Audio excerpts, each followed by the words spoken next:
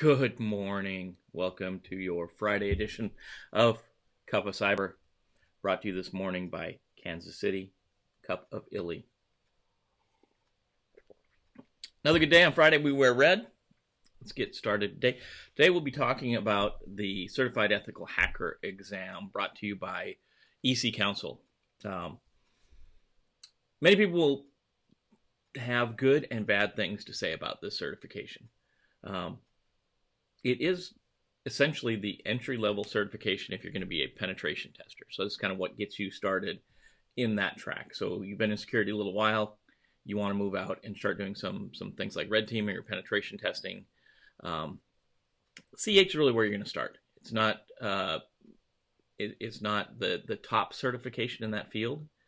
There are several others that we'll talk about, OSCP and OSCE, some stuff from SANS. SANS will probably be higher level certifications than this one.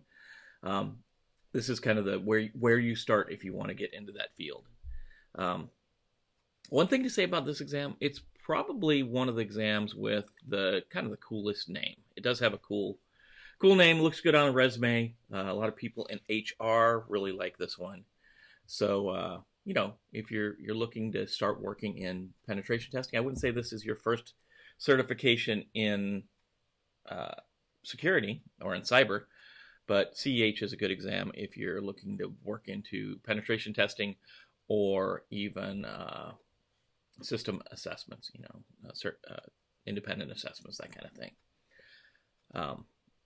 The code for this one, if you go to take it, is 312-50. It's a 4-hour long test. You get 4 hours to complete it. 125 questions, multiple choice, or multiple guess, as we like to say.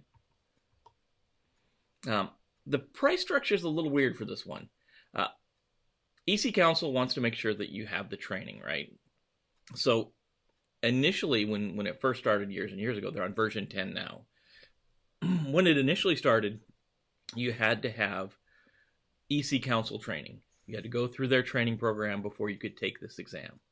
And that's what this price is. It's $850 if you go through an EC Council CEH training program. So $850 is going to be the cost of the certification. So most training packages, you can get it all wrapped up where you get the training and the certification, everything all in one big price.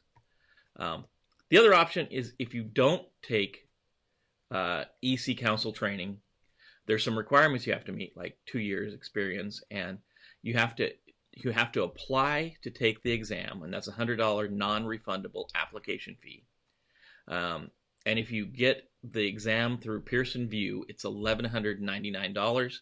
If you get it through EC Council, it's $950. So you have to pay both those prices unless you take the training from EC Council. And then scoring on this one's a little weird too. So they have a variable passing score, somewhere between 60 and 85%.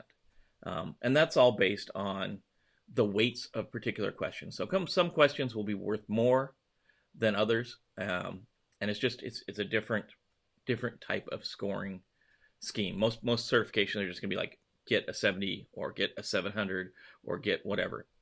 With this one, it's variable. Someone may pass with a 60 or a 65, where another person may fail with an 80. So it's going to depend on the test you get and the questions that are on that exam. So let's look at what the exam is made of. What are the domains in this exam, right? So domain 1, and I love the way they've done this. Their percentages are great. Instead of saying 22%, this is 21.79% of your certification is background. What is background in cyber or security? What do you know about the security field, really, essentially? 27 questions. Domain 2 is analysis and assessment, 12.73%, or 16 questions. Security, 23.73% of the exam and 30 questions. Tools, systems, programs is 28.91% of the exam, 36 questions. If you go to take the EC Council training, and if you train online, it's the same thing. This is the best part of this whole program.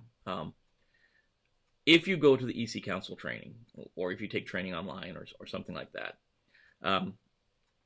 this domain is where you get in hands-on on the tools. You start using the same tools the hacker will use. Nmap and Metasploit and Kali Linux and those kind of things are all trained in this domain 4. So if you go train for this domain 4, it's where you're going to do a lot of the hands-on. Up to this has been talking a lot about principles and concepts of security, right? 5 procedures methodology, 8.77% of the exam, 11 questions. 6 regulation and policy, only 1.90%, 2 questions. That's going to be your policies and procedures, what laws cover this and that kind of stuff. And then finally, ethics of information security is 2.17%, 3 questions. I just love the percentage of these things, right? So that is the layout. One of the big things you'll learn when going through this is this thing right here, and it's their attack life cycle, or the life cycle of the penetration test, right? Initially footprinting, goes into scanning, then gaining access, maintaining access, and covering tracks. That's the centerpiece of CEH, right? This is how we do it. Everything else goes kind of all around this. The tools support this. Your knowledge of security is about this. Policies and procedures, everything goes around kind of this central concept of this flow. So that is, in a nutshell, a quick high-level overview of the Certified Ethical Hacker exam. There is a practical version now, and I guess we'll talk about that in another session. But the practical version is going to put you hands-on on some of these concepts. And that's the way, if you look at something like OSCP, Offensive Securities exam in the same field, there's a required hands-on lab for that, and OSCE as well. Sans GSEC, or GPEN, excuse me. Well, I think they make you do some hands-on as well. So it's a decent certification to get. Just know that you're not going to be a professional pen tester by taking this certification. It's going to be your kind of entry level into penetration testing, entry level into assessment. It is on the DoD's 8570, or whatever they call that now, as a required certification for some of the positions they have. Is one of the ones you can use for the requirement. So hopefully you're enjoying these. Hopefully you're enjoying your Friday. Have a cup of coffee. Throw something red on. Remember, we wear red on Friday. Like, comment, let us know down below what you want to talk about. If you're watching this live, throw a comment there. We can talk back and forth during the session. So hit the bell, be notified when these things come out, and enjoy the weekend. Be safe out there. We will talk to you next week.